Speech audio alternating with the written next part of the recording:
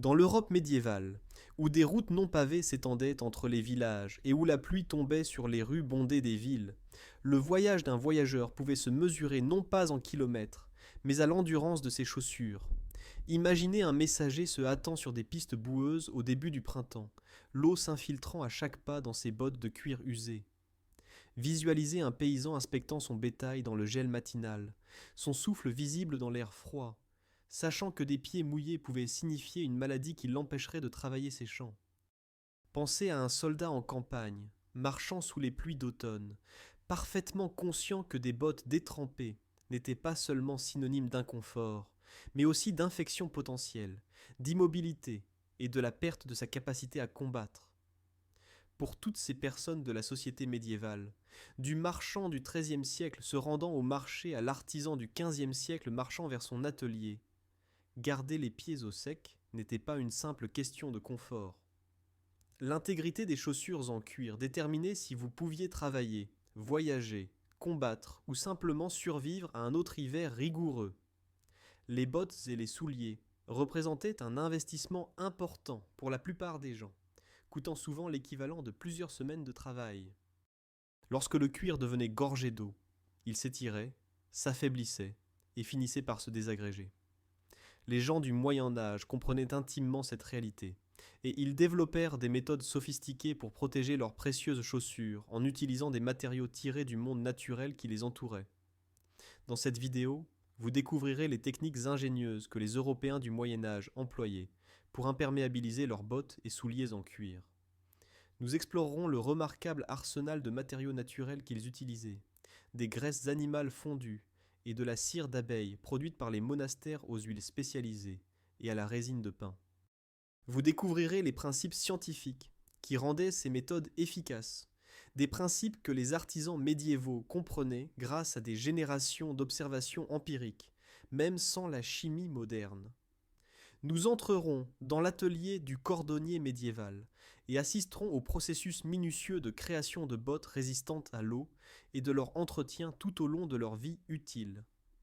Ce voyage nous mènera à travers des recettes et des formulations historiques, certaines documentées dans les siècles ultérieurs, d'autres reconstituées à partir de preuves archéologiques et d'analyses de matériaux. Nous examinerons les dimensions sociales et économiques de l'imperméabilisation des bottes, révélant comment l'accès à ces traitements différait selon les classes sociales et pourquoi les commandants militaires les considéraient comme des fournitures essentielles.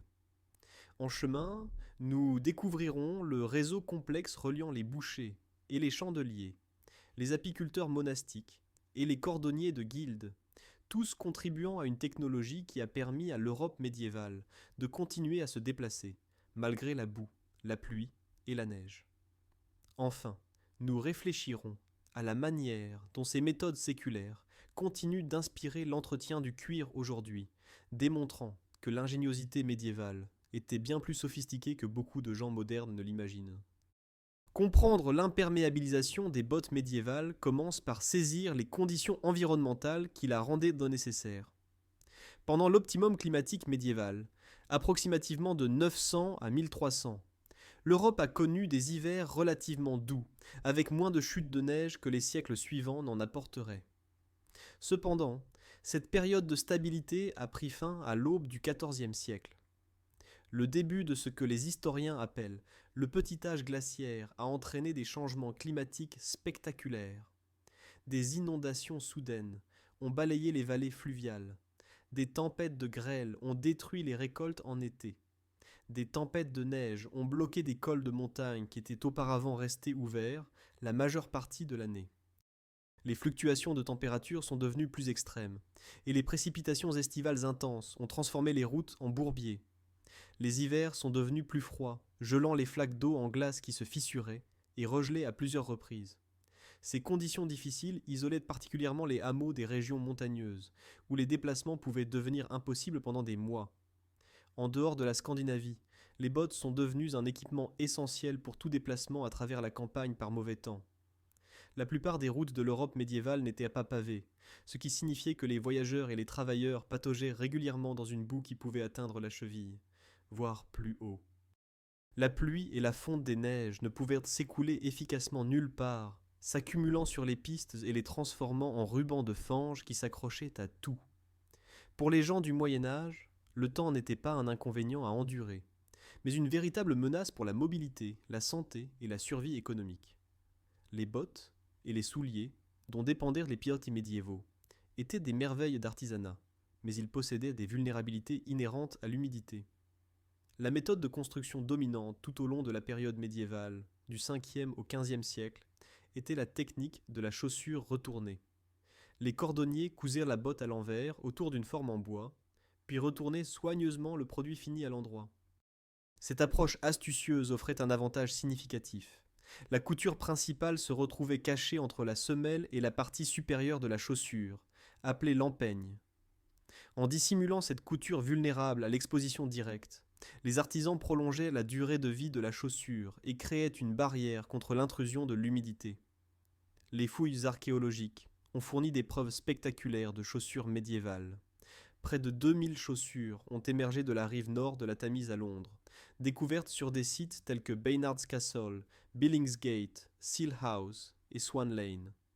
Beaucoup de ces chaussures séculaires sont restées dans un état quasi parfait, préservées par la boue anoxique qui les avait englouties.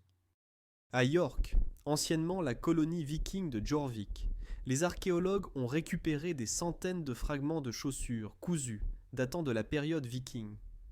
Des découvertes supplémentaires à Hedeby, dans l'Allemagne actuelle, ont complété notre compréhension. Ces découvertes ont révélé que les cordonniers médiévaux utilisaient généralement du cuir de vache, avec des semelles mesurant de 3 à 4 mm d'épaisseur et des empeignes d'environ 2 mm d'épaisseur. La peau de mouton et la peau de chèvre étaient des alternatives populaires, en particulier au XIIe et XIIIe siècles en Scandinavie et en Angleterre. Le fil qui maintenait le tout était du lin retors, soigneusement torsadé pour plus de solidité. Chaque chaussure nécessitait sa propre forme en bois, une sculptée pour le pied gauche et une autre pour le droit. Pourtant, malgré cette construction sophistiquée, les bottes médiévales avaient un talon d'Achille, littéralement, à leur base. La couture où la semelle rencontrait l'empeigne, aussi bien cachée soit-elle, restait un point d'entrée potentiel pour l'eau. Les semelles relativement minces, bien que souples et confortables, ne pouvaient empêcher l'humidité de pénétrer progressivement à travers les fibres du cuir elles-mêmes lorsqu'elles étaient soumises à une exposition prolongée. Les enjeux liés à l'imperméabilisation des bottes allaient bien au-delà du simple inconfort pour toucher les domaines de l'économie, de la santé et du statut social. Les chaussures représentaient un investissement économique substantiel car leur production exigeait des compétences spécialisées. Les paysans disposèrent de ressources limitées et ne pouvaient pas se permettre des remplacements fréquents. Beaucoup allaient en pieds nus lorsque le temps le permettait, réservant leurs chaussures en cuir pour les déplacements nécessaires ou le froid de l'hiver. Lorsque les paysans possédèrent des chaussures, ils apprenaient souvent à faire de simples réparations eux-mêmes ou payèrent des savetiers pour prolonger la vie utile de leurs chaussures le plus longtemps possible. Pour les soldats en campagne militaire, l'équation devenait encore plus urgente. Les armées se déplaçaient à pied, et un soldat avec des bottes qui se détérioraient perdait en mobilité et en efficacité.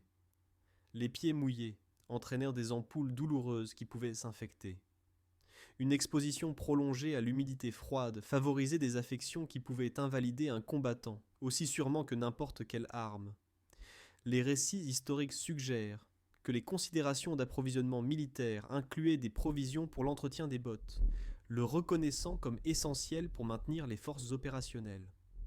Les gens de métier voyageant entre les marchés faisaient face à des pressions similaires. Un marchand dont les bottes lâchaient à mi-chemin d'une foire pouvait manquer des opportunités commerciales cruciales. Les agriculteurs et les ouvriers avaient besoin de chaussures fonctionnelles pour continuer leur travail quel que soit le temps. Une maladie due à une exposition prolongée à l'humidité et au froid pouvait signifier des jours ou des semaines de revenus perdus, potentiellement catastrophiques pour des familles vivant au seuil de la subsistance. Au-delà de la nécessité pratique, des bottes bien entretenues servait de symbole de statut.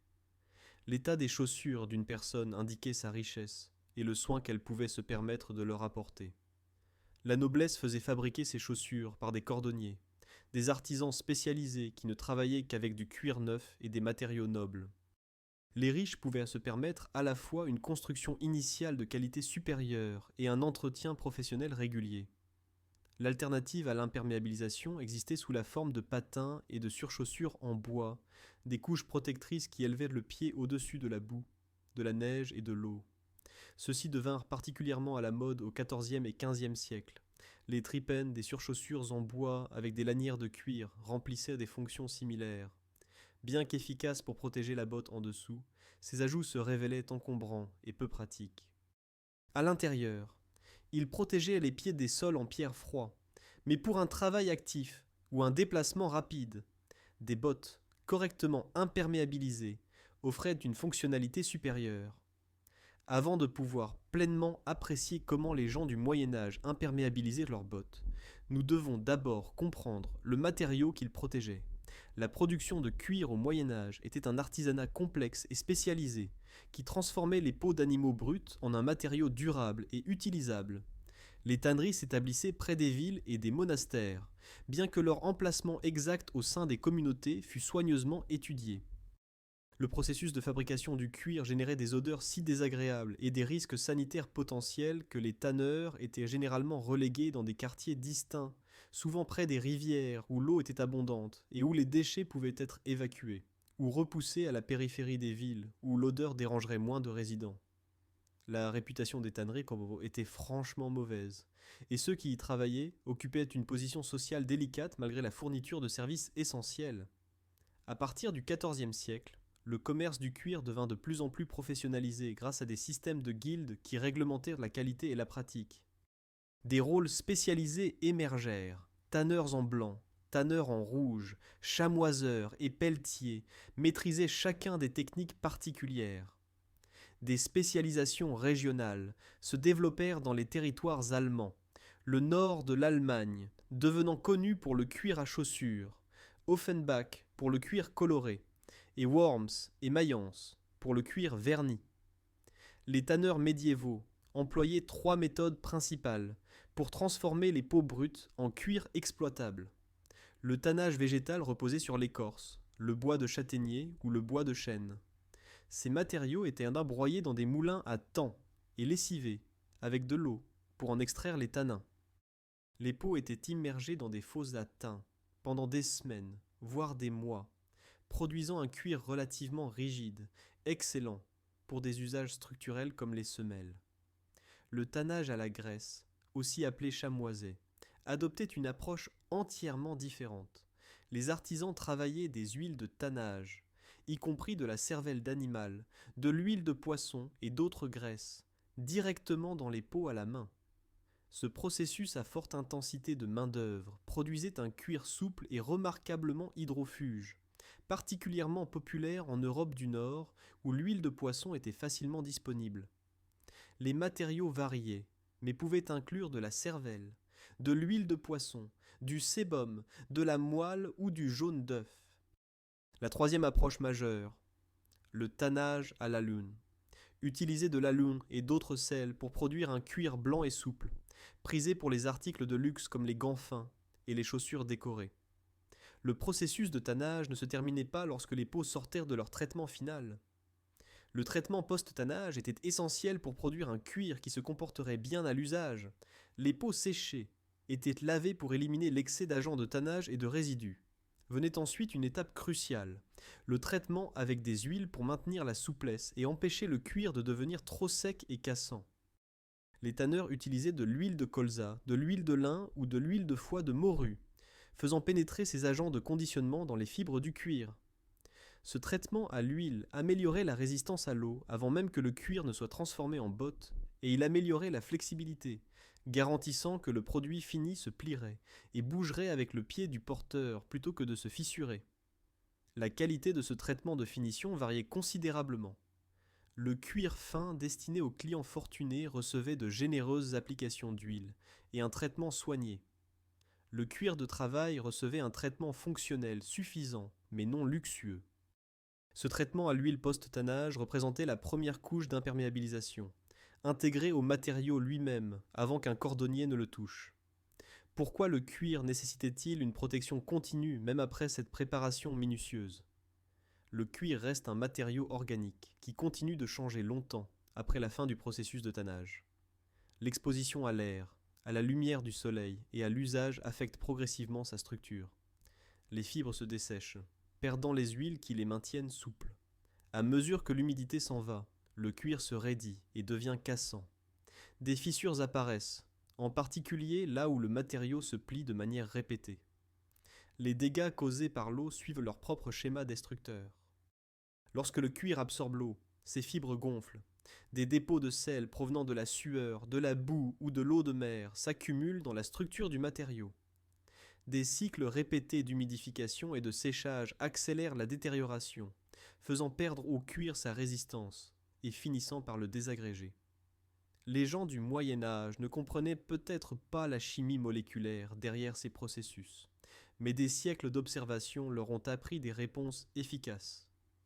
La science moderne peut expliquer que le cuir est constitué de structures protéiques complexes formées de fibres de collagène. Ces fibres doivent rester légèrement flexibles pour fonctionner correctement. Les huiles et les graisses enrobent les fibres individuelles, les empêchant de se lier trop étroitement les unes aux autres et maintenant la légère élasticité qui permet au cuir de se plier sans se casser. Les artisans et les propriétaires de bottes médiévaux ont établi des cycles d'entretien basés sur l'observation pratique. Un traitement régulier était essentiel, non facultatif. Les preuves archéologiques, provenant de bottes excavées, montrent des différences claires entre les exemples bien entretenus, qui ont survécu des siècles dans un état relativement bon, et ceux négligés, qui se sont gravement détériorés. Les ressources naturelles de l'Europe médiévale fournissaient tout le nécessaire pour protéger les bottes en cuir des effets destructeurs de l'eau. Bientôt, nous examinerons chaque matériau en détail, en comprenant à la fois comment les gens du Moyen Âge le produisaient et l'utilisaient, et pourquoi la science moderne confirme son efficacité. Le suif servait de cheval de bataille de l'imperméabilisation médiévale, le traitement protecteur le plus largement disponible et le plus couramment utilisé. Cette graisse fondue provenait principalement du bœuf et du mouton, les sous-produits abondants de l'abattage du bétail et des ovins pour la viande. Les chevaux et les chèvres contribuaient également à l'approvisionnement en suif. La chaîne de production commençait avec les bouchers, qui fournissaient la graisse brute aux chandeliers, des artisans spécialisés dans la fonte de la graisse et la fabrication de bougies. Le processus de fonte, même selon les normes médiévales où les gens toléraient de nombreuses odeurs désagréables, avait la réputation d'être dégoûtant et intensément malodorant. La puanteur de la cuisson de la graisse animale, en particulier des restes et des parures de mauvaise qualité utilisés pour le suif, pouvait envahir des quartiers entiers. Les producteurs de suif se voyaient contraints de se déplacer dans les villes, car les plaintes des résidents les chassaient d'un endroit à l'autre. Le contrôle de la qualité posait des défis constants. Des producteurs malhonnêtes falsifiaient parfois leur suif en y mélangeant du beurre, de la graisse de porc ou même des intestins d'animaux pour augmenter le volume. Les clients et les autorités déposèrent de fréquentes plaintes concernant de telles pratiques, et les réglementations des guildes tentaient de maintenir des normes. Malgré ces difficultés de production, le suif trouvait de multiples usages essentiels dans toute la société médiévale. Les bougies pour l'éclairage en consommaient de vastes quantités. En Europe du Nord, le suif servait de lubrifiant général pour tout, des roues de charrette aux gonds de porte. Les fabricants de savon l'incorporaient dans leurs produits. Et ce qui est crucial pour notre histoire, les travailleurs du cuir et les propriétaires de bottes comptaient sur lui pour traiter et protéger leurs chaussures. La structure moléculaire du suif, composée principalement de graisse saturée, crée une excellente barrière contre l'humidité lorsqu'elle est appliquée sur le cuir. La graisse pénètre dans la structure fibreuse du cuir, enrobant les fibres individuelles et remplissant les espaces microscopiques. Ce revêtement repousse l'eau liquide tout en permettant une certaine transmission de vapeur, ce qui signifie que le cuir peut encore respirer dans une certaine mesure. De plus, le suif maintient la souplesse du cuir, prévenant la fragilité qui accompagne un séchage excessif. La documentation médiévale confirme que le suif était un produit d'entretien largement utilisé, accessible aux gens de la plupart des classes sociales en raison de son prix relativement abordable et de son approvisionnement abondant. Alors que le suif fournissait la base, la cire d'abeille offrait des propriétés qui la rendaient presque aussi précieuse que l'or dans le contexte du traitement du cuir. Les monastères étaient les principaux centres d'apiculture en Angleterre, en France, en Allemagne et dans une grande partie de l'Europe. Les pratiques religieuses étaient à l'origine de cette concentration. L'Église catholique exigeait des bougies en cire d'abeille pour la messe, créant une demande constante qui rendait l'apiculture non seulement rentable, mais aussi spirituellement significative. L'ampleur de cette demande devient claire à travers des exemples spécifiques. Le monastère royal de Sainte-Marie de Pedralbes en Espagne nécessitait environ 3000 kg de cire par an pour approvisionner 18 maisons religieuses. À mesure que les pratiques chrétiennes devenaient plus élaborées tout au long du Haut et du Bas Moyen Âge, la demande de cire augmentait en conséquence. Les méthodes de production en Europe du Nord impliquaient souvent de briser les skeps, les ruches en paille en forme de dôme courantes à l'époque. Au printemps, les apiculteurs tuaient les abeilles à l'intérieur à l'aide de fumée de soufre, puis récoltaient le rayon de miel contenant à la fois le miel et la cire. Les apiculteurs monastiques disaient souvent des prières pour que de nouvelles colonies d'abeilles repeuplent leurs skeps après cette récolte destructrice. Les réalités économiques de l'apiculture révélaient la valeur extraordinaire accordée à la cire. La cire d'abeille était nettement plus précieuse que le miel, à tel point que le transport du miel sur de longues distances n'était pas considéré comme rentable. La marge bénéficiaire sur la cire justifiait les coûts de transport, tandis que la valeur inférieure du miel par rapport à son poids le rendait non économique à expédier. Ce calcul économique signifiait que la cire restait quelque peu chère, bien que pas prohibitivement pour ceux qui pouvaient se permettre un entretien de qualité de leurs bottes. La cire d'abeille apportait des propriétés spécifiques à l'imperméabilisation du cuir, qui justifiaient son coût. La cire crée une surface plus dure et plus hydrofuge que la graisse seule ne peut le faire. Appliquée sur le cuir, elle forme une barrière protectrice qui repousse l'eau très efficacement. La cire d'abeille confère également un bel éclat au cuir, une qualité esthétique qui donnait aux bottes et aux souliers un aspect soigné et prospère. Cependant, la cire d'abeille seule a des limites. Elle est trop dure et cassante pour être utilisée non mélangée sur des articles souples comme des bottes. Un revêtement de cire d'abeille pure se fissurerait lorsque le cuir se plierait en marchant, anéantissant son objectif protecteur. C'est pourquoi les formules d'imperméabilisation historique combinent systématiquement la cire d'abeille avec des graisses et des huiles plus douces. La cire offre une meilleure déperlance et une protection de surface, tandis que le suif et les huiles maintiennent la flexibilité essentielle pour les articles portables. Pour les individus fortunés, l'utilisation de quantités généreuses de cire d'abeille dans le traitement des bottes servait en quelque sorte de symbole de statut, démontrant à la fois les moyens et l'attention portée aux meilleures pratiques d'entretien. Des huiles spécialisées complétaient l'arsenal d'imperméabilisation médiéval, servant d'agents de conditionnement en profondeur qui complétèrent les graisses et les cires. L'huile de pied de bœuf, extraite des tibias et des pieds du bétail, tire son nom de nit, un terme en vieil anglais désignant le bétail.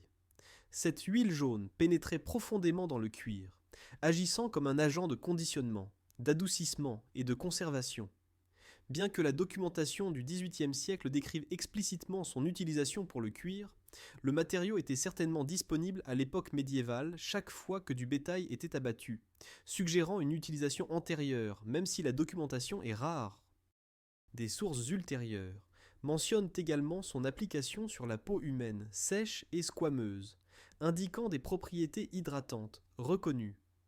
L'huile de foie de morue et d'autres huiles de poisson représentaient des choix traditionnels pour le travail du cuir, en particulier dans les régions côtières et les zones ayant accès aux industries de la pêche. Cette huile était responsable de ce que certains se souviennent avec nostalgie, comme l'odeur romantique des intérieurs de voitures, des selles et des articles de maroquinerie fine des siècles précédents. Elle pénétrait exceptionnellement profondément dans les fibres du cuir, adoucissant le matériau et fournissant des propriétés antioxydantes qui aidaient à prévenir la dégradation. Chauffée, L'huile de foie de morue pouvait même produire un certain effet de tannage, stabilisant davantage le cuir. De nombreuses formulations traditionnelles de graisse à cuire la combinaient avec du suif. Certains travailleurs du cuir préfèrent spécifiquement l'huile de poisson pour redonner cet arôme caractéristique du cuir aux vieux harnachements et équipements. L'huile de lin offrait une alternative végétarienne pour ceux qui voulaient un traitement nourrissant sans produits d'origine animale. Les travailleurs du cuir médiévaux la trouvaient particulièrement efficace pour les zones sollicitées, comme les semelles de chaussures et les points où les boucles de ceinture créaient de l'usure. L'huile de lin était souvent mélangée à de la cire d'abeille lorsqu'elle était appliquée sur ces zones de forte contrainte, créant un revêtement protecteur plus résistant. Ces huiles fonctionnaient différemment des graisses au niveau moléculaire. Leur plus petite taille moléculaire leur permettait de pénétrer plus profondément dans la structure fibreuse du cuir, atteignant des zones que les graisses plus épaisses ne pouvaient pas entièrement recouvrir. Ce conditionnement en profondeur maintenait la flexibilité même dans les couches intérieures du cuir, tandis que les applications en surface de suif et de cire protégeaient l'extérieur. La résine de pin apportait une autre dimension à la technologie d'imperméabilisation médiévale, en particulier pour sceller les coutures et les réparations. Cette substance collante, récoltée sur les pins, en recueillant la sève qui suintait des entailles dans l'écorce, possédait des propriétés imperméables remarquables une fois sèche. Sa composition oléosoluble résistait à la dégradation par l'eau, et elle offrait des caractéristiques d'étanchéité flexibles idéales pour des chaussures qui devaient se plier et fléchir à l'usage. Les preuves archéologiques démontrent que les humains utilisent la résine de pin pour des applications sur le cuir depuis l'Antiquité. Le goudron de pin remonte au néolithique tardif en Grèce, où il était utilisé pour coller et imperméabiliser des matériaux, vers le début du 4e millénaire avant notre ère. Les anciens Égyptiens l'employaient dans les processus de momification. Tout au long de la période médiévale, la résine de pin a trouvé diverses applications dans l'imperméabilisation des récipients en cuir, le scellement des coutures et la réparation d'artefacts en cuir. Les bateaux et les seaux bénéficiaient également des propriétés imperméabilisantes de la résine. Le processus d'application nécessitait de chauffer ou de faire fondre la résine avant de l'étaler uniformément sur la surface ou dans les coutures. En tant qu'adhésif thermodurcissable, la résine de pin durcissait et adhérait fermement en refroidissant, créant des joints durables. Pour les bottes en cuir, la résine était particulièrement précieuse le long des coutures où les piqûres créaient des rangées de minuscules trous par lesquels l'eau pourrait autrement s'infiltrer. Une couche de résine de pin scellait efficacement ces points vulnérables. Au-delà de l'imperméabilisation, les gens du Moyen Âge utilisaient la résine de pin comme adhésif à diverses fins, dans les torches et pour allumer le feu, et en médecine comme anti-inflammatoire et traitement contre la grippe. Sa polyvalence en faisait un produit forestier précieux dans toutes les régions où les pins poussaient en abondance. Ces matériaux remarquables nécessitaient des mains expertes pour les appliquer efficacement. Entrons maintenant dans l'atelier du cordonnier médiéval et découvrons qui effectuait ce travail crucial et comment ils organisaient leur métier. La cordonnerie médiévale se divisait en deux professions distinctes, avec des frontières soigneusement maintenues. Les cordonniers fabriquaient des chaussures neuves avec du cuir neuf, représentant l'élite des métiers de la chaussure. Leur nom dérivait du cuir de Cordoue, un matériau de haute qualité originaire de Cordoue en Espagne. Ces artisans travaillaient avec les meilleurs matériaux disponibles, servant des clients fortunés qui pouvaient s'offrir des chaussures de première qualité. Les savetiers, en revanche, se spécialisaient dans les réparations. Ils achetèrent de vieilles chaussures, les réparaient et les revendaient à des clients plus pauvres qui ne pouvaient pas s'offrir les produits neufs des cordonniers. Cette distinction n'était pas simplement coutumière, mais légalement appliquée. En 1395, le maire de Londres a publié un règlement interdisant explicitement aux savetiers de travailler avec du cuir neuf et interdisant aux cordonniers de travailler avec de vieilles chaussures. Cette application protégeait les moyens de subsistance de chaque groupe et maintenait des normes de qualité dans les deux métiers. Les ateliers se regroupaient dans des quartiers particuliers au sein des villes. À Londres, la Corvaiseria, près de Cordwainer Street, située au sud de Cheapside, devint le centre reconnu du métier de la cordonnerie. Ces ateliers contenaient les outils essentiels au métier. Des formes en bois sculptées à la forme des pieds, des outils de coupe pour travailler le cuir, des aiguilles et des alènes pour la couture, et les matériaux eux-mêmes, allant du fin cuir de Cordoue au cuir de vache de travail. Le processus de fabrication de chaussures était laborieux et exigeait une véritable compétence. Un cordonnier commençait par mesurer les pieds du client, puis coupait les composants extérieurs en cuir à la bonne taille et forme. La semelle se composait généralement de deux parties, une couche intérieure souple et une couche extérieure plus ferme pour la durabilité. L'artisan formait ces composants autour de formes en bois sculptées pour chaque pied, les fixant avec de petits clous. Le processus de finition impliquait le râpage, le grattage, le lissage et le brunissage, jusqu'à ce que la botte réponde aux normes de la guilde, nécessitant des heures de travail concentrées. Les matériaux variaient selon l'époque et l'accès commercial. La qualité du cuir allait des qualités fonctionnelles de base aux importations de luxe. Les cordonniers comme les savetiers effectuaient l'entretien des bottes, y compris le traitement d'imperméabilisation, bien que les individus traitaient également leurs propres bottes, s'ils possédaient les connaissances et les matériaux. L'organisation en guilde fournissait le cadre à travers lequel le savoir-faire de la cordonnerie se transmettait de génération en génération. Dès 1131, Oxford avait établi une guilde de cordonniers, et les tisserands comme les cordonniers comptaient parmi les premières organisations artisanales formelles d'Angleterre. Le système d'apprentissage constituait le fondement de cette transmission des connaissances. Les garçons entraient généralement en apprentissage entre 10 et 15 ans, liés par contrat à un maître cordonnier. Ils apprenaient à couper le cuir avec précision, à maîtriser les techniques de couture et à finir les bottes par une pratique patiente. Les contrats d'apprentissage duraient généralement environ 7 ans, bien qu'ils puissent varier de 2 à 10 ans selon la complexité du métier. Après avoir terminé son apprentissage, un jeune homme devenait compagnon, travaillant pour différents maîtres et recevant un salaire tout en affinant ses compétences. Atteindre le statut de maître exigeait de démontrer sa compétence technique par la création d'un chef-d'œuvre prouvant la capacité du candidat à produire un travail répondant aux normes de la guilde. Les maîtres de guilde protégeaient les conditions de travail et assuraient la qualité des produits dans toute la communauté. Des inspections régulières vérifiaient que les marchandises respectaient les normes, que les mesures étaient correctes et que les prix restaient dans des fourchettes appropriées. Les guildes contrôlaient l'offre de main-d'œuvre, empêchant un trop grand nombre de maîtres d'opérer simultanément et de provoquer l'effondrement des salaires. Cette réglementation remplissait des fonctions importantes dans les économies médiévales, garantissant que les artisans pouvaient gagner leur vie de manière durable tout en protégeant les consommateurs contre les produits de mauvaise qualité. Ce système de guildes a créé le cadre institutionnel stable au sein duquel les connaissances en matière d'imperméabilisation ont été préservées, testées et affinées au fil des générations. Le processus d'imperméabilisation proprement dit exigeait une préparation minutieuse et une attention aux détails. Les ateliers avaient besoin d'une source de chaleur fiable pour faire fondre les ingrédients. Le suif devait être fondu à partir de graisse brute, la cire d'abeille achetée auprès de chandeliers ou de monastères, et les huiles obtenues auprès de fournisseurs. Les graisses animales nécessitaient un stockage en cave froide pour éviter le rancissement. Lorsque venait le moment d'imperméabiliser les bottes, les artisans suivaient un processus méthodique qui maximisait l'efficacité. La méthode traditionnelle commençait par un nettoyage approfondi des chaussures à l'eau tiède pour enlever la saleté, la boue et les anciens résidus qui pourraient empêcher la nouvelle application de pénétrer.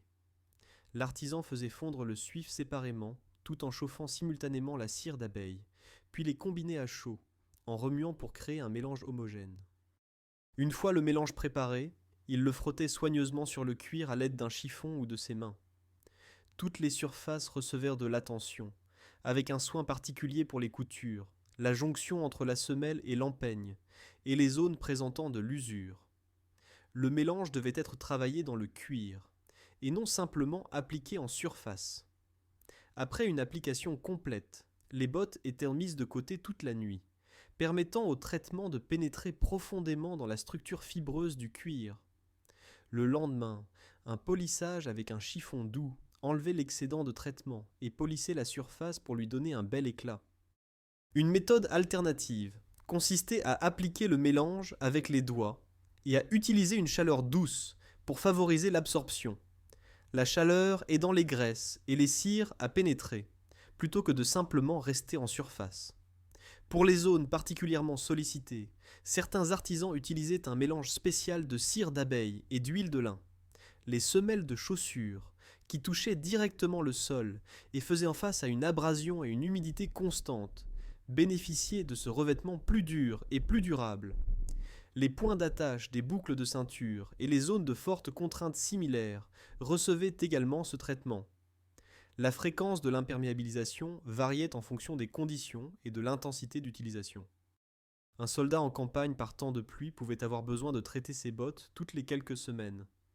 Un artisan portant ses bottes principalement pour marcher dans les rues de la ville pouvait passer des mois entre les traitements. Les agriculteurs travaillant dans des champs humides adoptèrent des calendriers adaptés à leur exposition. L'expérience apprenait aux individus à reconnaître quand le cuir se desséchait et perdait sa protection, incitant à un entretien opportun avant que des dommages ne surviennent. Au sein de ces ateliers et de ces foyers, des formulations spécifiques ont émergé, testées au fil des générations et affinées en fonction des résultats. Le terme dubben, que nous avons déjà mentionné, dérive de dubbing, l'action d'appliquer de la cire sur le cuir. Ce traitement est utilisé depuis l'époque médiévale pour imperméabiliser et assouplir les articles en cuir. Le concept original était simple. Un mélange de cire, de graisse et d'huile, dans des proportions qui équilibraient protection, conditionnement et flexibilité. Cependant, nous sommes confrontés à un défi de taille lorsque nous discutons des recettes de dubben médiévales. Remarquablement peu de formulations médiévales spécifiques ont été écrites, ou du moins peu ont survécu dans des archives historiques accessibles. La plupart de ce que nous savons sur l'imperméabilisation médiévale provient de la reconstruction des pratiques basées sur des preuves matérielles, l'analyse des substances disponibles et le travail à rebours à partir de recettes documentées plus tardives qui descendaient probablement des traditions médiévales. Les recettes historiques documentées à partir du XIXe siècle, lorsque les gens ont commencé à enregistrer systématiquement les formules traditionnelles avant qu'elles ne soient perdues, fournissent des indices précieux. Une recette pour un lot important spécifiait 20 livres de suif de bœuf combinés à une demi-livre de colophane, 5 gallons d'huile de foie de morue et une demi-livre de cire d'abeille fondue. Cette formule produirait suffisamment de graisse pour traiter de nombreuses paires de bottes, convenant à un atelier professionnel fournissant plusieurs clients ou à une institution comme un monastère ou une unité militaire. Une formulation plus simple combinait 50% de suif de bœuf avec 50% de glycérine, bien que la glycérine soit un ajout ultérieur non disponible à l'époque médiévale. Une autre version riche en huile utilisait 40% de suif de mouton et 60% d'huile de pied de bœuf de première qualité, créant un mélange plus doux, mettant l'accent sur le conditionnement plutôt que sur la dureté. Une recette équilibrée divisait les ingrédients en 50% de suif, 25% de cire d'abeille et 25% de saindoux, d'huile de pied de bœuf ou d'huile de foie de morue. Cette proportion offrait un juste milieu entre les extrêmes des traitements très durs ou très mous. Un livre de chasse en plein air de la fin des années 1800 recommandait des parts égales de cire d'abeille et d'huile de pied de bœuf, une formule que les travailleurs du cuir moderne rapportent donner d'excellents résultats, bien qu'elle manque le composant de suif des recettes antérieures. Les reconstitutionnistes historiques modernes et les artisans du cuir traditionnel travaillent souvent avec environ un tiers de cire d'abeille pour 2 tiers de suif comme formule médiévale de base. Ce ratio équilibre la dureté et la déperlance supérieure de la cire avec la flexibilité et les propriétés de conditionnement du suif. Il est crucial de noter que nous n'avons aucun manuscrit médiéval spécifique indiquant cette proportion exacte. Il s'agit plutôt d'une reconstitution raisonnable, basée sur les propriétés nécessaires, les matériaux disponibles et l'archéologie expérimentale, testant diverses combinaisons pour voir ce qui fonctionne bien. Des variations régionales existaient certainement en fonction des matériaux localement abondants. Les zones côtières ayant accès à l'huile de poisson pouvaient utiliser davantage cette ressource et moins de suif. Les régions agricoles, avec un élevage extensif de bovins et d'ovins, mettaient naturellement l'accent sur le suif. Les régions forestières, où la résine de pin pouvait être récoltée facilement, pouvaient incorporer davantage de ce matériau. Les zones proches des grands monastères pouvaient avoir un meilleur accès à la cire d'abeille grâce au commerce avec les exploitations apicoles monastiques. Pour les zones particulièrement sollicitées comme les semelles de chaussures et les boucles de ceinture, les artisans préparaient des mélanges spécialisés mettant l'accent sur la durabilité. Une combinaison de cire d'abeille et d'huile de lin, avec des proportions ajustées pour créer un revêtement épais et protecteur, servait à ces applications à forte usure. Ce traitement était plus dur et moins flexible que la graisse universelle, ce qui le rendait adapté aux surfaces qui fléchissaient moins, mais subissaient plus d'abrasion. L'analyse de ces diverses formulations révèle des éléments communs qui les traversent toutes. La graisse, qu'il s'agisse de suif de bovin et de mouton ou de saindoux de porc, constitue la base. La cire, presque exclusivement de la cire d'abeille dans l'Europe médiévale, améliore l'imperméabilisation et fournit un revêtement de surface protecteur. L'huile, qu'elle soit de pied de bœuf, de foie de morue, de poisson ou de lin, sert à conditionner en profondeur et à maintenir la flexibilité. Les proportions reflètent l'usage prévu. Les formulations plus lourdes et plus dures avec plus de cire convenaient aux bottes de travail, qui nécessitaient une protection maximale contre l'eau et une durabilité. Les formulations plus douces, avec plus d'huile, étaient appropriées pour les chaussures en cuir fin, portées principalement à l'intérieur ou par meilleur temps, où le conditionnement et l'apparence comptaient plus que l'imperméabilisation extrême.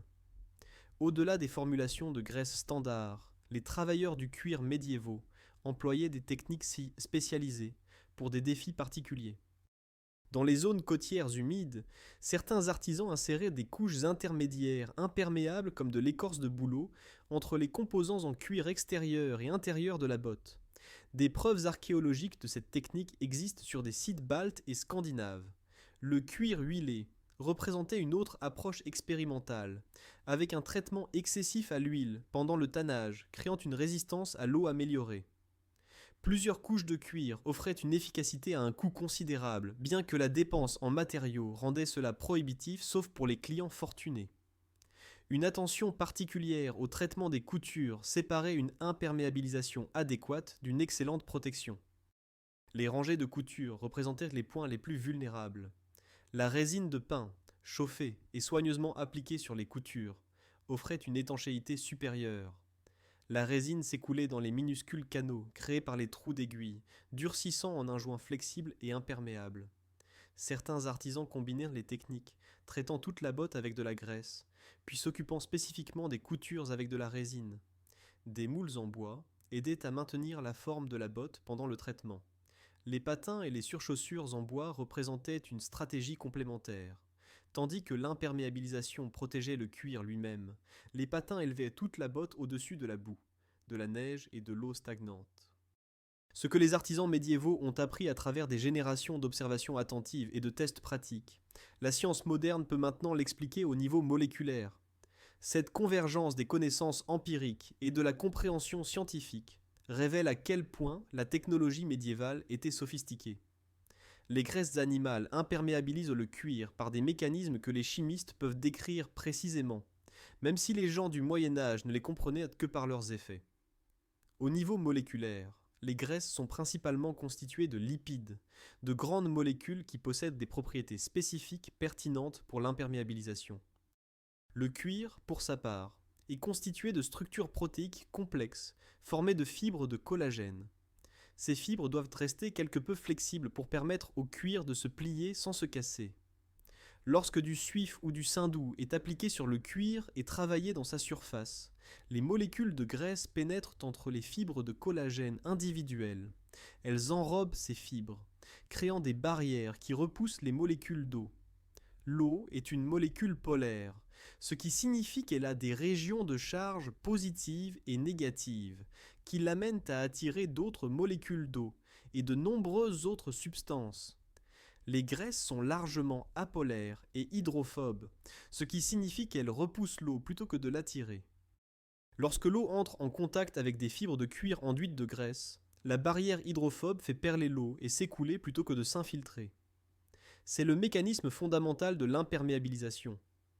La profondeur de pénétration est extrêmement importante. Les revêtements de surface seuls s'useraient rapidement. En faisant pénétrer la graisse profondément dans la structure du cuir, les artisans s'assuraient que la protection s'étendait sur toute l'épaisseur du matériau.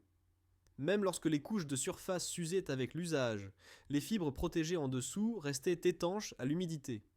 Le traitement à la graisse maintient également la flexibilité cruciale du cuir. Le cuir non traité se dessèche à mesure que l'humidité au sein de la structure fibreuse s'évapore progressivement. Lorsque cela se produit, les fibres de collagène commencent à se lier plus étroitement les unes aux autres, rigidifiant le matériau et le rendant cassant. Finalement, le cuir séché se fissure lorsqu'il est plié.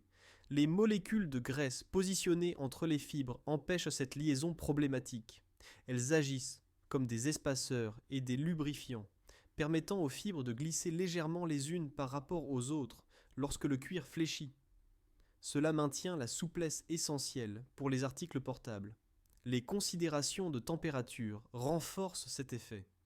La chaleur corporelle du pied réchauffe l'intérieur de la botte. Les graisses et les cires s'adoucissent légèrement avec la chaleur, devenant plus fluides et maintenant la flexibilité du cuir même par des températures extérieures froides qui pourraient autrement le rigidifier. Il est intéressant de noter que le cuir traité conserve un certain degré de respirabilité. La structure microscopique comprend de minuscules espaces entre les faisceaux de fibres qui permettent à la vapeur d'eau de s'échapper, tout en empêchant l'eau liquide d'entrer. Les molécules de vapeur d'eau sont beaucoup plus petites que les gouttelettes de liquide. Cette capacité de respiration est importante car les pieds produisent de l'humidité par la transpiration. Les gens du Moyen Âge ont observé que certains traitements d'imperméabilisation laissèrent le cuir moins moite que d'autres, et ils ont ajusté les formulations en conséquence. Les différences entre le suif et les huiles sont liées à la taille moléculaire. Le suif est constitué de molécules plus grandes et plus complexes, qui enrobent efficacement les fibres mais ne pénètrent pas aussi profondément. Les huiles ont des tailles moléculaires plus petites, ce qui leur permet de migrer plus loin dans le matériau et d'atteindre des zones que le suif ne peut pas entièrement recouvrir. C'est pourquoi les formulations historiques combinent systématiquement les graisses et les huiles, offrant des effets synergiques où chaque matériau compense les limites de l'autre. La cire d'abeille apporte des propriétés uniques, distinctes des graisses et des huiles. Chimiquement, c'est un mélange complexe d'esters, d'alcool à longue chaîne et d'hydrocarbures, et sa structure moléculaire la rend plus dure et plus résistante aux changements de température. Appliquée sur le cuir, elle forme une barrière de surface exceptionnellement efficace pour repousser l'eau. La structure moléculaire de la cire manque de régions polaires, de sorte que l'eau perle et s'écoule immédiatement. La cire d'abeille crée également l'éclat attrayant, associé au cuir bien entretenu, réfléchissant la lumière uniformément pour produire une apparence polie. Cependant, la cire d'abeille seule a une limitation critique. Sa dureté signifie qu'un revêtement épais et pur se fissurerait lorsque le cuir se plierait, brisant la barrière protectrice précisément là où la protection était la plus nécessaire. C'est pourquoi aucune formule historique n'utilise la cire d'abeille seule. L'approche optimale combine la déperlance supérieure de la cire d'abeille avec la flexibilité des graisses et des huiles plus douces. Les artisans médiévaux ont découvert par expérience qu'environ un tiers de cire d'abeille offrait une excellente imperméabilisation sans provoquer une fragilité excessive. Les mécanismes de conservation à long terme vont au-delà de l'imperméabilisation immédiate. L'oxydation dégrade progressivement le cuir car les molécules d'oxygène attaquent les fibres de collagène. Les revêtements de graisse ou de cire protègent les fibres du contact atmosphérique direct, ralentissant considérablement l'oxydation. Les dépôts de sel provenant de la sueur, de la boue ou de l'eau représentent une autre menace. Ces sels cristallisent à mesure que l'humidité s'évapore, endommageant physiquement les fibres. La barrière d'imperméabilisation empêche de nombreux contaminants de pénétrer initialement, et même lorsque du sel pénètre, le revêtement limite le contact direct. Des applications répétées créent des effets protecteurs cumulatifs, chaque traitement ajoutant une protection et pénétrant plus profondément dans la structure du cuir. L'impact pratique de ces mécanismes se traduisait par des différences spectaculaires dans la durée de vie des bottes. Des bottes en cuir non traitées soumises mendiant à des conditions humides fréquentes pouvaient se détériorer en quelques mois, devenant inutilisables à mesure que les coutures cédaient et que le cuir s'effritait. Les mêmes bottes, recevant un traitement d'imperméabilisation régulier, pouvaient durer des années d'utilisation intensive. L'analyse économique était simple. Consacrer du temps et des ressources modestes à des matériaux comme le suif et la cire d'abeille multipliait la durée de vie des bottes plusieurs fois. Le rapport coût-bénéfice favorisait massivement l'entretien régulier. Cette technologie d'imperméabilisation efficace existait dans des contextes sociaux et économiques plus larges, qui déterminaient qui y avait accès et comment elle était employée dans la société médiévale. L'accès aux matériaux d'imperméabilisation variait considérablement selon les classes sociales, bien que peut-être moins radicalement que l'accès aux bottes elles-mêmes. Le suif, le matériau d'imperméabilisation fondamental, était relativement abordable et largement disponible même pour les paysans. Chaque vache ou mouton abattu produisait de la graisse qui pouvait être fondue en suif. Les bouchers le vendaient aux chandeliers, mais les individus pouvaient aussi obtenir de la graisse brute et la fondre eux-mêmes, endurant l'odeur en échange d'un matériau gratuit. Les ménages paysans qui abattaient leurs propres animaux pour se nourrir avaient automatiquement accès à la graisse pour la fonte. Cette disponibilité signifiait que même les personnes aux moyens limités pouvaient effectuer une imperméabilisation de base de leurs bottes.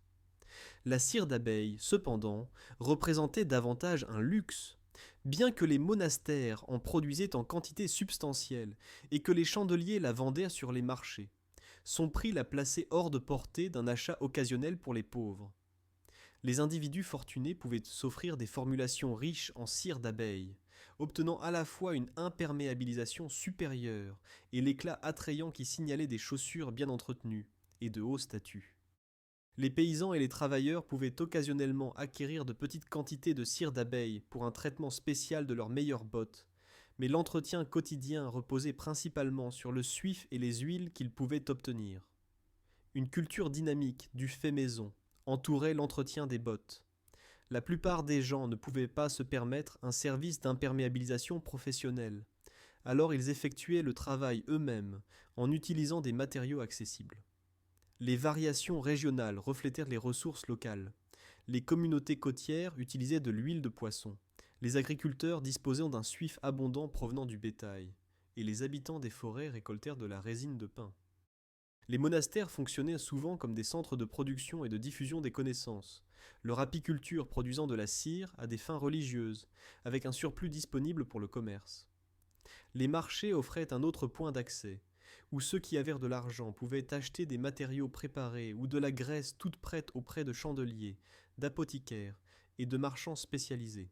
L'économie de l'imperméabilisation par rapport au remplacement des bottes a façonné le comportement à tous les niveaux sociaux. Considérez les coûts impliqués dans la création de nouvelles bottes. Le cuir de qualité nécessitait un traitement approfondi par des opérations de tannage spécialisées. Les cordonniers passaient des heures à fabriquer chaque paire. Les coûts cumulés des matériaux et de la main-d'œuvre signifiaient que les bottes représentaient des dépenses importantes, souvent équivalentes à des semaines de salaire d'un travailleur moyen. Les matériaux d'imperméabilisation et le temps pour les appliquer coûtaient beaucoup moins cher en comparaison. Même une utilisation assez généreuse de suif et de cire d'abeille ne représentait qu'une petite fraction du coût de remplacement. Ce ratio favorable créait de fortes incitations économiques à un entretien régulier. Pour les individus fortunés, le calcul incluait des considérations au-delà de l'économie brute. Des bottes bien entretenues signalaient un statut et une bonne gestion du ménage. Les nobles et les riches marchands voulaient que leurs chaussures aient l'air prospère, avec l'éclat révélateur d'un bon traitement à la cire d'abeille. Pour les pauvres, le calcul était encore plus urgent. Ils ne pouvaient pas facilement remplacer des bottes qui lâchaient, dont l'entretien devenait essentiel pour éviter la pauvreté pieds nus. Les femmes jouaient un rôle important dans la production domestique de conservateurs pour le cuir. En plus de la cuisine, du travail textile et d'autres artisanats domestiques, les femmes des ménages agricoles s'occupaient souvent de la fonte du suif et de la préparation des mélanges d'imperméabilisation pour l'usage familial. Les contextes militaires et professionnels créaient leurs propres impératifs. Les soldats en campagne faisaient face à des exigences extraordinaires pour leurs chaussures. De longues marches par tous les temps usaient rapidement les bottes.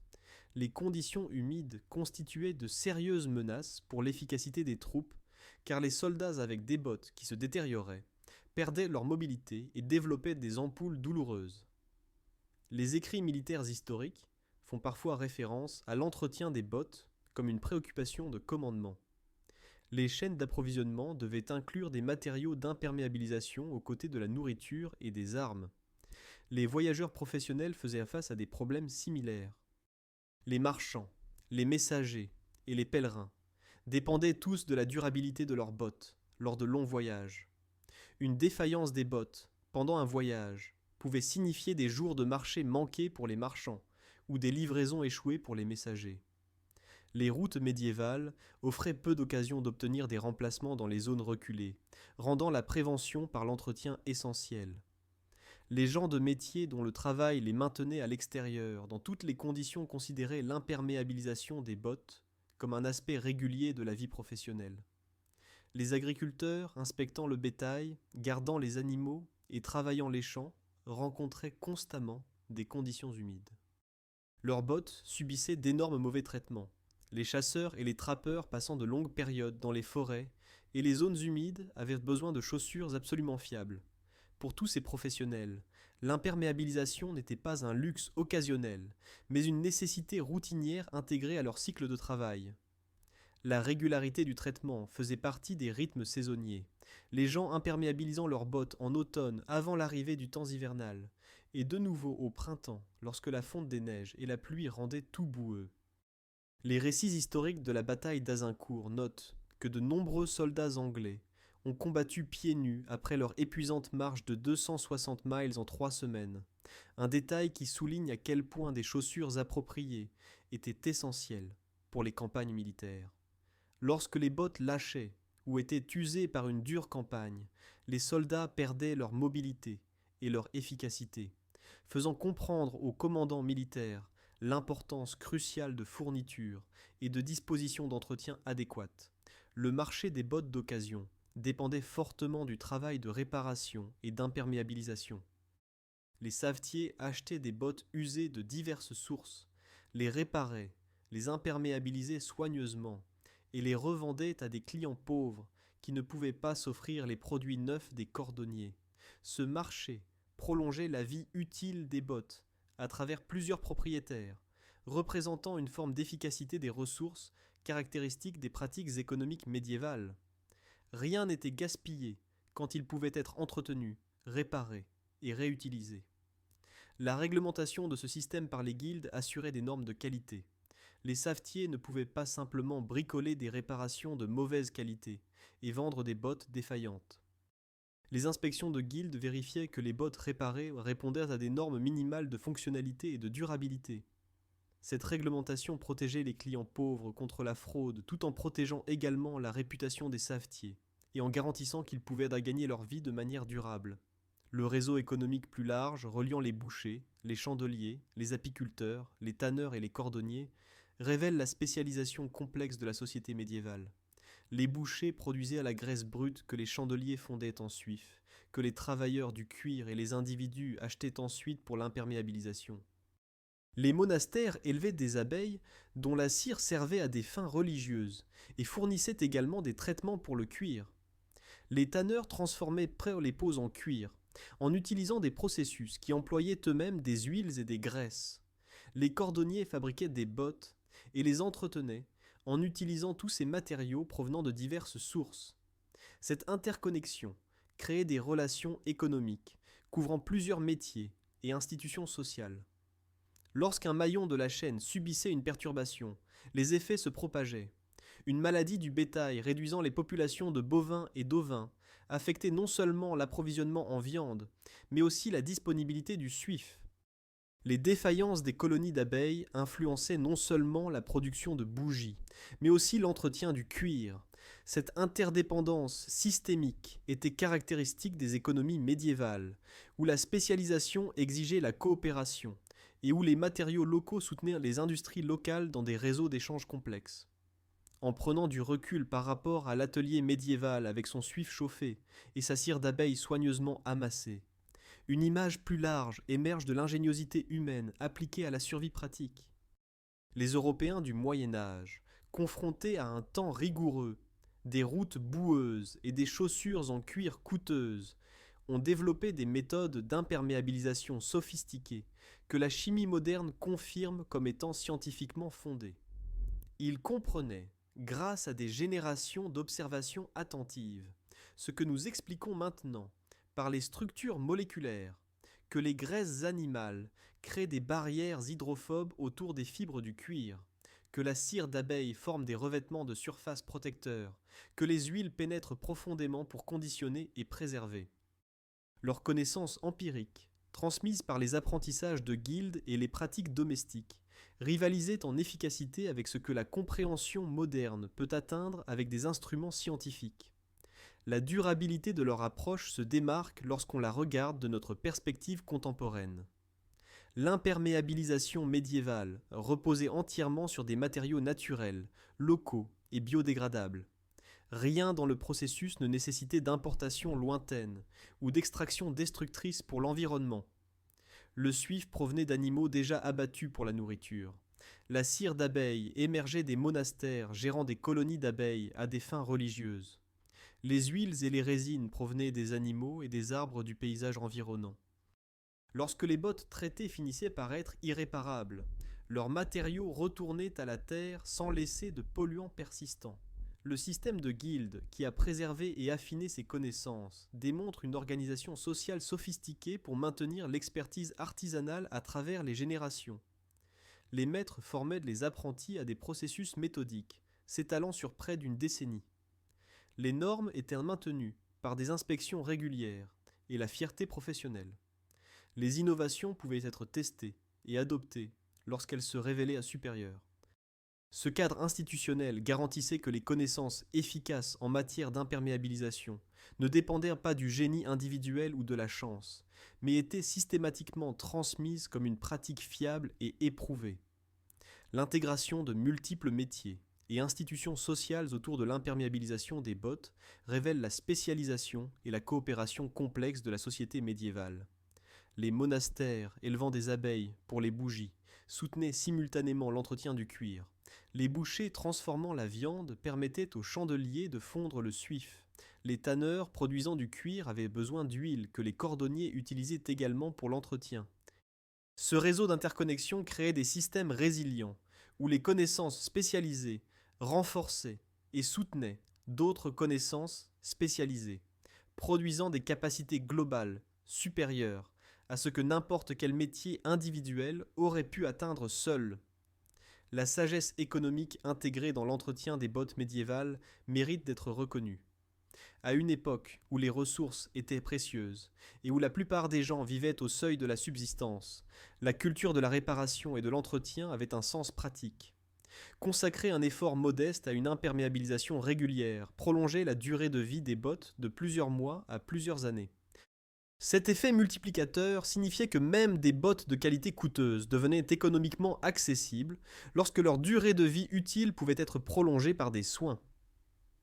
Le rapport entre le coût de l'entretien et le coût de remplacement favorisait largement la prévention par rapport au remplacement réactif. Ce principe s'appliquait largement à la culture matérielle médiévale, où faire durer les choses par des soins attentifs était une nécessité économique qui s'est également développée, en valeur sociale, autour de la gestion et de l'artisanat.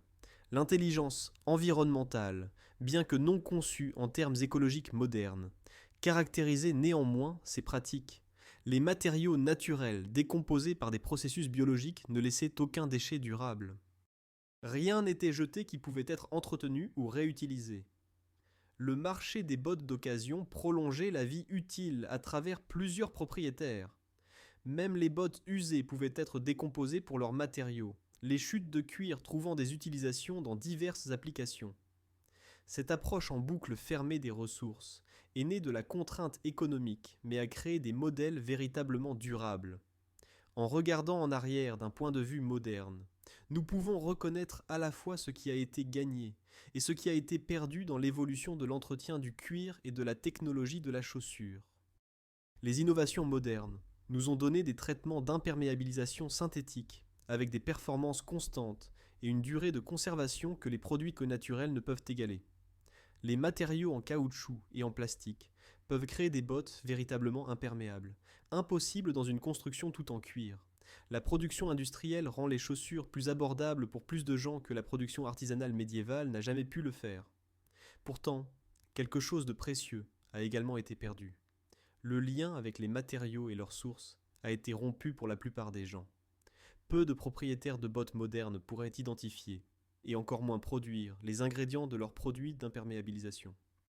Le savoir-faire artisanal qui se transmettait autrefois de maître à apprenti s'est fragmenté ou a disparu. La durabilité des matériaux naturels a été remplacée par des traitements dérivés du pétrole qui persistent dans l'environnement longtemps après la fin de leur utilité. La culture de l'entretien et de la réparation a diminué au profit de la consommation de remplacement. Lorsque nous regardons l'imperméabilisation médiévale avec les yeux d'aujourd'hui, nous devrions résister à la tentation de la rejeter comme primitive ou désuète. Ces méthodes fonctionnaient, et elles ont fonctionné pendant des siècles dans toute l'Europe. C'étaient des applications sophistiquées de la science des matériaux, perfectionnées par une observation et des tests systématiques. Elles ont soutenu des systèmes économiques, des opérations militaires et la vie quotidienne de millions de personnes. Les amateurs de plein air modernes, les reconstitutionnistes historiques et les artisans du cuir traditionnel qui utilisent ces méthodes aujourd'hui rapportent qu'elles restent entièrement efficaces. La graisse à cuir commerciale, encore largement disponible, descend directement des formulations médiévales avec seulement des modifications mineures. La leçon fondamentale de l'imperméabilisation des bottes médiévales s'étend au-delà de l'entretien du cuir pour aborder des questions plus larges sur la technologie, la durabilité et l'ingéniosité humaine. Les sociétés dites primitives possédaient souvent une connaissance profonde et pratique de leurs matériaux et de leurs environnements, acquise par des tests et un raffinement sophistiqué. L'absence d'explications scientifiques modernes n'a pas empêché le développement de solutions efficaces. Une observation attentive, une expérimentation systématique et la préservation institutionnelle des connaissances pouvaient produire des technologies qui répondaient aux besoins humains de manière durable sur de longues périodes. Alors que nous sommes confrontés à des défis modernes concernant la durabilité, l'utilisation des ressources et l'impact environnemental, les exemples médiévaux offrent plus qu'une curiosité historique. Ils démontrent que des solutions efficaces, durables et viables sont possibles en utilisant des matériaux naturels et une production à échelle humaine. Ils montrent que la qualité et la longévité peuvent être valorisées par rapport à la jetabilité bon marché. Ils révèlent qu'une coopération sociale complexe, des apiculteurs monastiques aux cordonniers de guildes, peut maintenir des technologies sophistiquées à travers les générations sans nécessiter d'infrastructures industrielles.